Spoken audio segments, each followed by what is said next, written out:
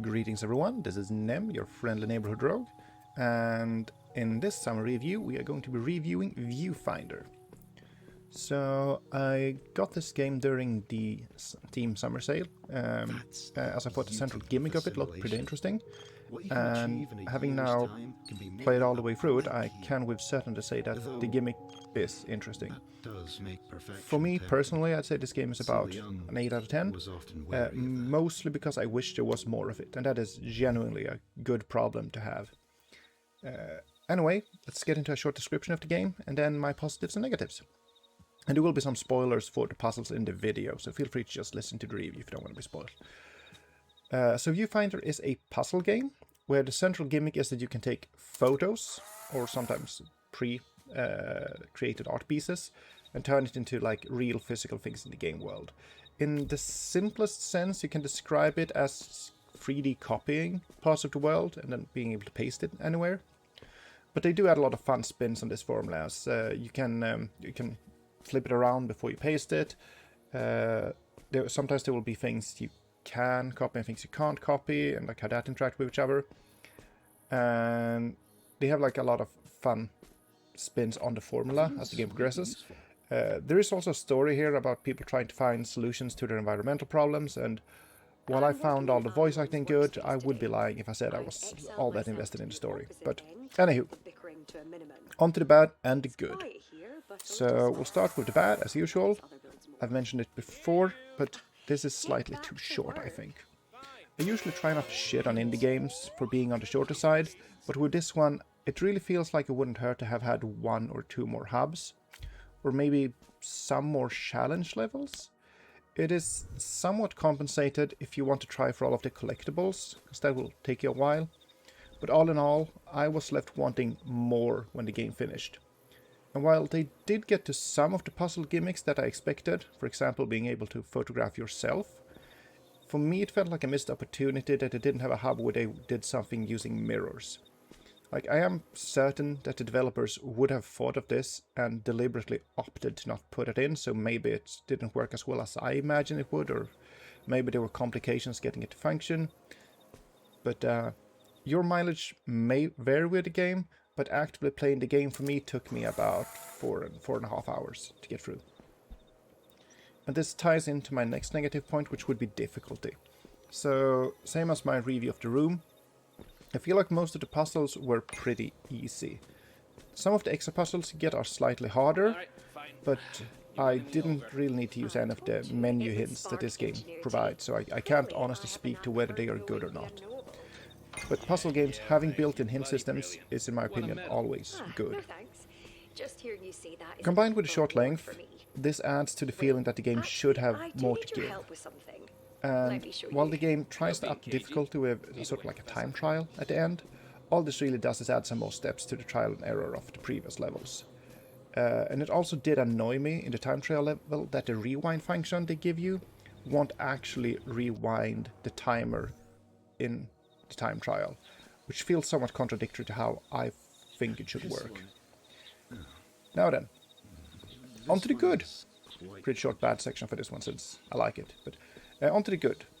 Same environments, and normally this would be a negative, but for puzzle games it's absolutely a positive. For example, if you played Portal 1 or 2, you know the importance of clearly signposting what things in the environment are puzzle elements. And I think this game does it very well here as well. For example, it has 2 different colors it uses. One for things that will stick on film / be able to be copied or affected by placing photos, and one color for things that won't be affected. And this does lead to a visually simpler design, but it also means that there is much less ambiguity regarding how certain parts of the environment will work in the puzzle. For Portal, you can see the example where they used a specific kind of surface to indicate that you can stick portals here, and if a surface wasn't that surface, you couldn't stick portals there. It's an easy way to communicate to the player, like how the puzzle were built up. The second positive, I will say, is the cat. There's a little floof boy in this one. You can pet him, you know, enough said. But he also adds to the experience by giving out words of encouragement, as well as some lore here and there. He didn't do too much of the story lifting. But I really like the character, and I like that he chatted with me during the tram rides as well. I wasn't as big of a fan of the character you have on the phone, who will call and talk to you. I thought the pre-recorded gramophone messages worked pretty well, but as I said, I wasn't too invested in the story, and the cat isn't too integral to the story. He mostly just like, you complete a puzzle and he goes like, good work, you know? It's positive reinforcement. Anyway, like the cat. Number 3 of the good things here, rewind function. This game allows you to rewind whenever you think you might have done something wrong, either by continuous rewind or by quickly jumping to the last world interaction you did. And this skips having to restart levels to reset puzzle parts, which is something that usually plague a lot of puzzle games, is you will paint yourself into a corner and you need to restart the level to start over. Here you can just hop back the most recent step you did. I think it works really well. I think more puzzle games should have this, as I think it makes it easier to retrace your steps as well. Fourth one, music.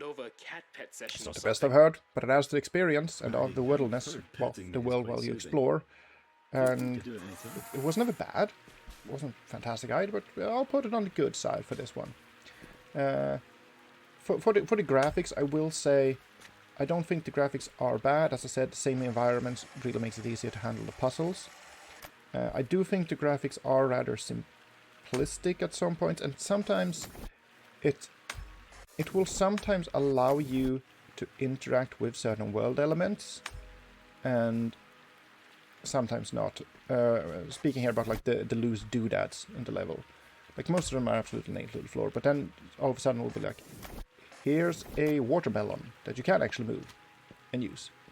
And for that specific example, I think it was pretty clearly signposted due to them having already put the watermelon into a puzzle indicating it's part of the puzzle. But it is a bit unclear until you find the first collectible in a level what is supposed to be that level's collectibles. Like, is it ducks, is it planets? And that means you still need to look around at a lot of stuff until you realize what the collectible for that hub is. But all in all, I think this is one of those short but sweet kind of games. They normally charge 25 euros for it, and I'd say it's worth that price if you're a fan of the genre.